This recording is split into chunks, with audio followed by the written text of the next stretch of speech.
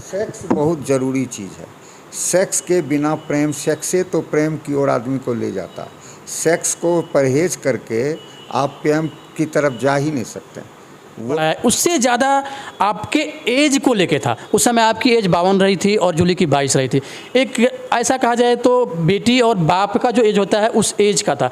इस एज को लेके कहीं ना कहीं मानव जगत में इसका एक गलत फीडबैक गया।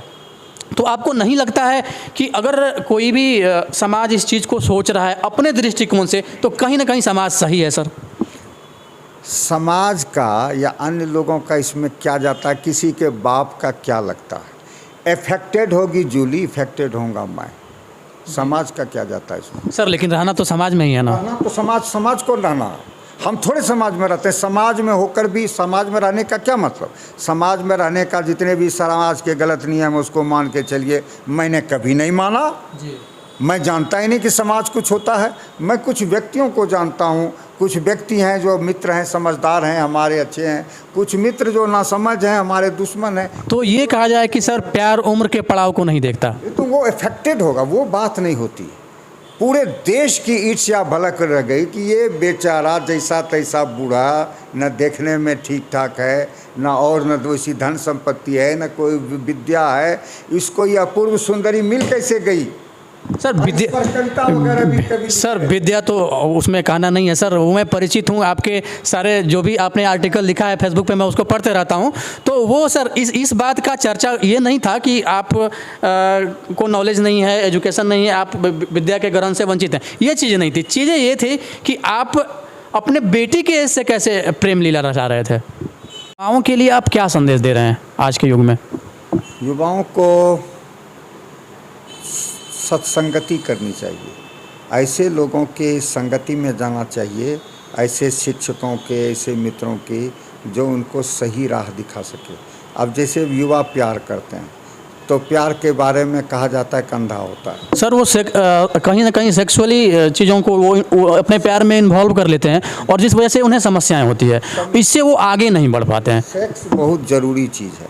सेक्स के बिना प्रेम, सेक्स से तो प्रेम की ओर आदमी को ले जाता। सेक्स को परहेज करके आप प्रेम की तरफ जा ही नहीं सकते। वो तो रास्ता है, वहाँ से रास्ता खुलता है सेक्स से। वो सेक्स की सार्थकता ये है कि वो आपको प्यार तक पहुँचा दे। जब आप प्यार पर पहुँच जाएंगे उसी अवस्था में सेक्स गौण होगा। जब तक आप क्योंकि प्यार का रस इतना बड़ा है, सेक्स का रस छोटा हो जाता है, तो सेक्स के प्रति लोग उदासीन हो जाते हैं। इसके पहले नहीं होंगे।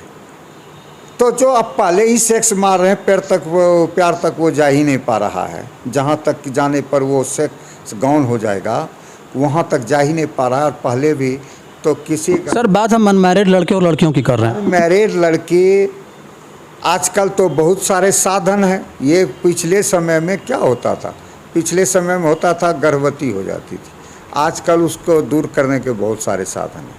तो आप सेक्स कर सकते हैं, सेक्स करने में कोई बुराई नहीं है, लेकिन आप सेक्स करने में किसी को धोखा नहीं दे सकते हैं। सेक्स को दो आदमी की सहमति और प्रेमपूर्ण सेक्स कर सकते हैं। किसी को धोखा देके, किसी को लालच देके, किसी को चक्कर में डाल के, ये गलत है। ऐसा नहीं होना चाहिए। बाकी अनमैरिड गर्ल्स और बॉयज सेक्सुअली अट्रैक्ट हो सकते हैं। प्रेमियों के लिए मैरिड क्या, मैरिज तो एक बंधन है, वो तो आपको बांध। शादी एक बंधन है, प्यार के लिए मैरिड और अनमैरिड की कोई इसमें जरूरी प्रधानता नहीं है। मैरिज आता ही नहीं। मैरिज एक अप्राकृतिक चीज़ है, एक समाज में दिखाने के लिए अप्राकृतिक चीज़ है। समाज में जो विवाह चला ना, विवाह प्राकृतिक चीज़ नहीं है। प्रेम प्राकृतिक है, विवाह अप्राकृतिक है। और अप्राकृतिक चीज़ को जब आदमी अपनाएगा तो उसमें गलत चीज़ें आएंगी, तो प्रेम की पैदाइश होना मुश्किल हो जाएगा। तो विवाह के कारण जो जटिलताएं हैं जीवन में, उस तरह की जटिलताएं हैं। तो जब हम प्रेम की बात कर रहे हैं सर, लेकिन अलगाव तो वहीं से हो जा रहा है ना। अभी अलगाव अगर हो जा रहा है तो वहीं से हो जा रहा है। अलगाव होगा, अलगाव प्रेम भी जुड़ना भी चाहिए समझदारी और आनंद के साथ, और अलगाव भी समझदारी और आनंद के साथ होना चाहिए। अलगाव भी एक समझदारी के साथ होना चाहिए। ये समझदारी की कमी है, समझदारी नहीं है। अंधेरे में लोग जुड़ते हैं, अंधेरे में प्रेम करते हैं। और कहने का मतलब ये है कि सर अंतरात्मा जो मांगे प्यार में, वो एक दूसरे को दो। हाँ, एक दूसरे को दो, बिल्कुल दो। और धीरे धीरे अपनी समझदारी बढ़ाओ।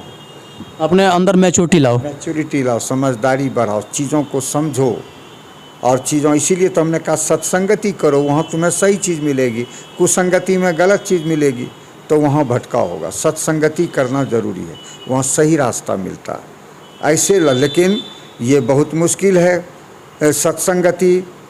बिनु सत्संग, तुलसीदास ने लिखा है, बिनु सत्संग विवेकन होई, बिना सत्संग का विवेक नहीं हो सकता है, ज्ञान होगा ही नहीं, खुलेगा ही नहीं, आँखें नहीं खुलेगी। विवेक का माने आँखों का खुल जाना और सही रास्ता का दिख जाना, ये विवेक का माने। लेकिन अब कैसे सत्संग हो, तो इसके बारे में तुलसीदास यही सर ये चीज़ें बॉयज़ पे ही लागू होता है या गर्ल्स पे भी? दोनों पे लागू होता है, दोनों समान है, बॉयज़ गर्ल्स में कोई भेद नहीं है, जो भी लागू होगा। सर सोचने समझने की शक्ति तो ऐसा माना गया है कि कुछ कम और ज़्यादा होता है बॉयज़ और गर्ल्स में। हम तो अगर कम ज़्यादा होता है तो लड़कियों में ज़्यादा समझदारी होती है बॉयज़ की अपेक्षा।